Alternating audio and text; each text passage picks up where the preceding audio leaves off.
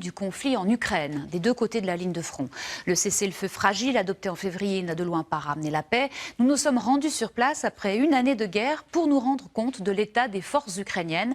Une armée officielle désorganisée, souvent accusée de corruption, et des bataillons de soldats volontaires à bout. Ksenia Bolshakova les a rencontrés.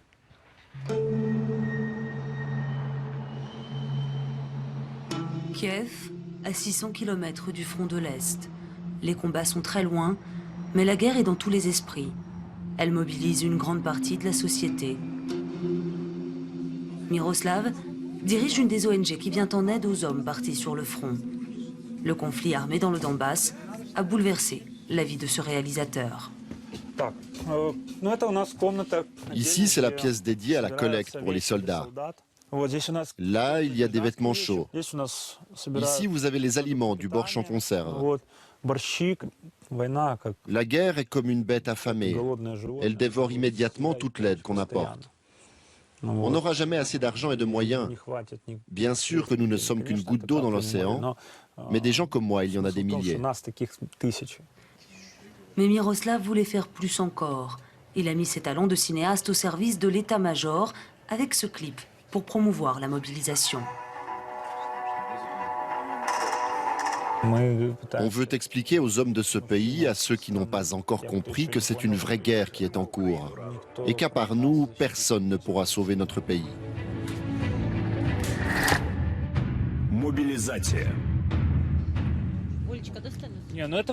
Ce matin, dernier préparatif.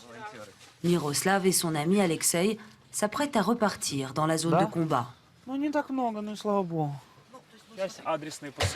Là, je vais emmener surtout des colis personnels de la part des parents, des épouses, des enfants de soldats. Cette fois-ci, on va faire un voyage court, car le cessez-le-feu tient tant bien que mal.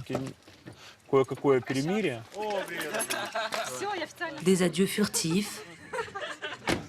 Et c'est parti pour 24 heures de voyage. Des routes paisibles de la région de Kiev vers les paysages meurtris du Donbass.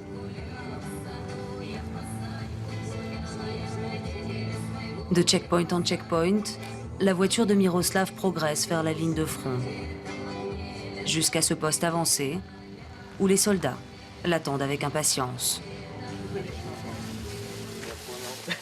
Ça, c'est de ma part. C'est quoi? Il y a des slips, bien sûr, et il y a aussi des soupules. Je vous ai tout pris de la même couleur, c'est super chaud, de la vraie laine. Vous les mettrez sur les t-shirts. Il leur laisse aussi ce filet pour dissimuler les blindés, quelques cartons de médicaments. Une aide matérielle précieuse qu'ici, l'armée ne livre tout simplement pas. Et appelez-moi si vous avez besoin de quelque chose de Kiev. Ah mon Dieu, des produits de Kiev. La liste serait super longue. Ok, on s'appelle. Bien sûr que cette aide est importante. L'armée ne pourrait pas subsister autrement. Sans eux, sans les volontaires, ils sont au courant de tout, ils savent de quoi nous avons besoin. Pour des raisons de sécurité, nous ne restons pas plus longtemps. Miroslav veut reprendre la route. Là, je suis soulagé d'avoir fait mon job. Le plus désagréable, c'est de repartir avec des colis qui n'ont pas été livrés. Une fois, la moitié des colis personnels que je transportais étaient adressés à des soldats morts entre-temps.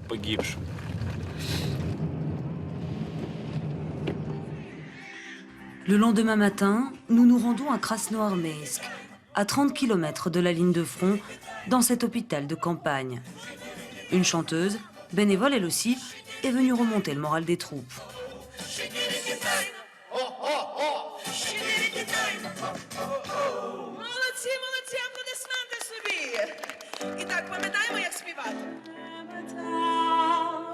Un moment rare pour souffler, mais l'effet ne dure pas. Très vite, un nouveau blessé arrive de Peski, un village proche de l'aéroport de Donetsk, où les combats font rage. C'est quoi ton nom? Igor.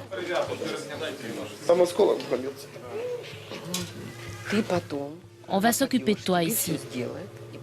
Et après, tu vas être transféré au grand hôpital de Dniepropetrovsk. Ça te va? Ça me va. Tatiana est une civile. Mais ici, c'est elle qui donne les ordres.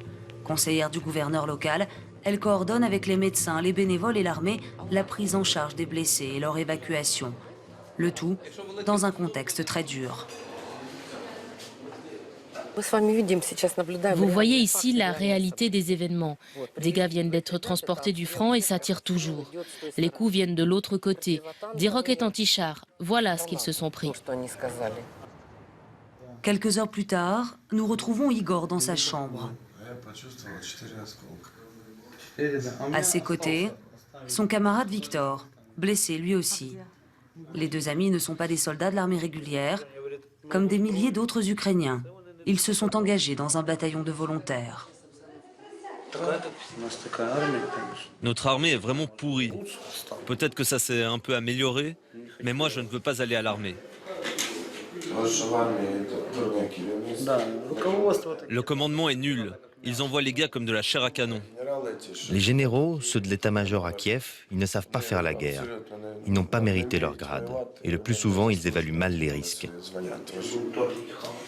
Une bien mauvaise image que l'armée a décidé de restaurer.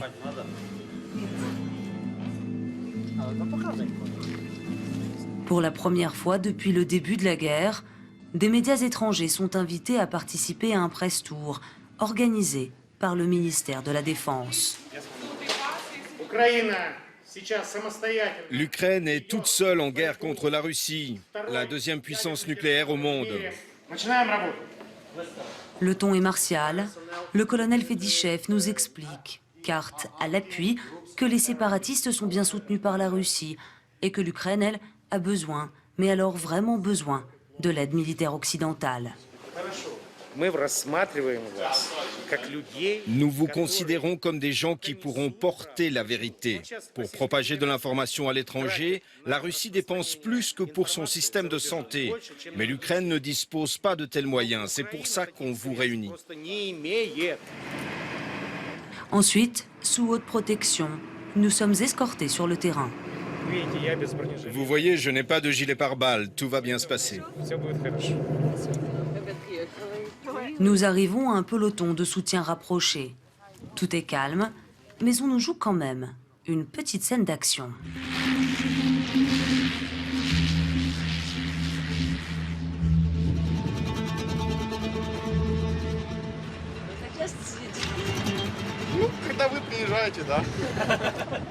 On rigole et on ne se plaint pas.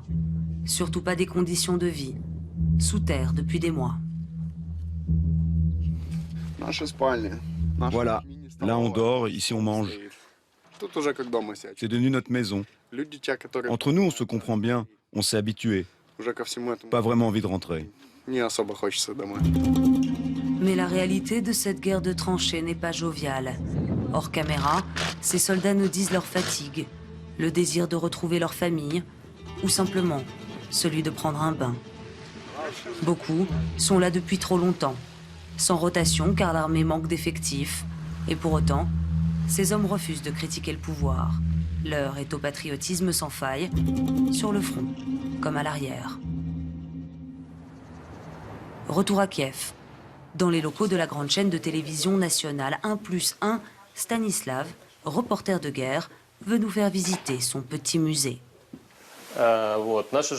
Chaque journaliste qui va dans la zone de conflit rapporte un petit souvenir. Douilles, objets personnels de combattants, drapeaux, tous ramassés du côté ukrainien.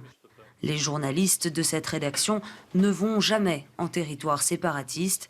La chaîne ne fait pas non plus de sujets négatifs sur l'armée. Chez nous, on appellerait ça de la propagande.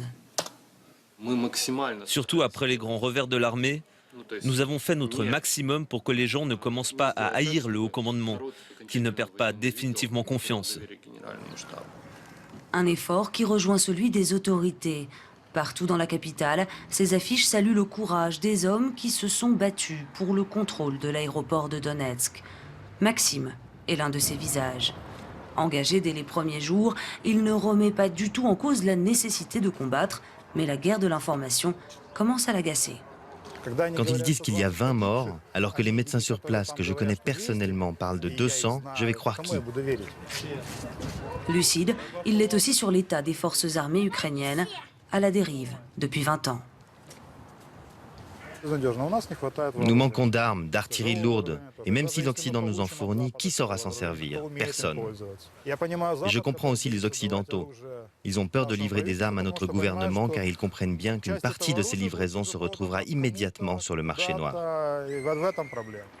Et de fait, une ONG locale vient de révéler que des généraux ont détourné des fonds destinés à l'achat de véhicules blindés. Une corruption qui s'étend à tous les niveaux. Sergueï vient de passer 1 an dans l'un des bureaux de recrutement de la capitale. Un de ses supérieurs prenait des pots de vin pour éviter la conscription à de jeunes appelés. On l'a coincé, mais il est resté en poste. Rien n'a changé. En haut, il y a un désir de changement poussé par le bas. Le peuple est prêt. Mais entre les deux, il y a cette vieille couche pourrie dont il est très difficile de se débarrasser. Et l'urgence est ailleurs. Cette guerre fait des milliers de blessés. Nous retrouvons Tatiana au grand hôpital de Dniepropetrovsk. Très impliquée, celle qui n'était qu'une simple fonctionnaire avant la guerre s'est transformée en maman poule pour ses combattants. Le plus important, c'est le moral. Ce que je dis toujours, nous n'avons pas de malades, seulement des convalescents. Plus de 1200 blessés ont été accueillis ici depuis le début des combats. Un établissement civil qui a dû s'adapter pour traiter des cas extrêmes. Ce chirurgien en profite pour présenter à Tatiana son dernier exploit médical. Après 9 heures d'opération, il a pu sauver la jambe de ce combattant. 4 jours après l'intervention, le muscle greffé a bien pris, le sang circule.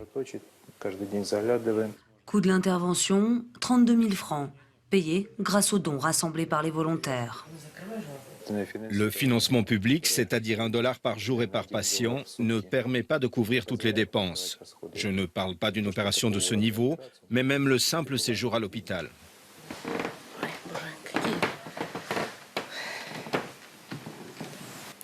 Les mots me manquent. Je m'adresse aux mères russes. Faites rentrer vos fils qui font la guerre sur notre territoire. Rappelez-les.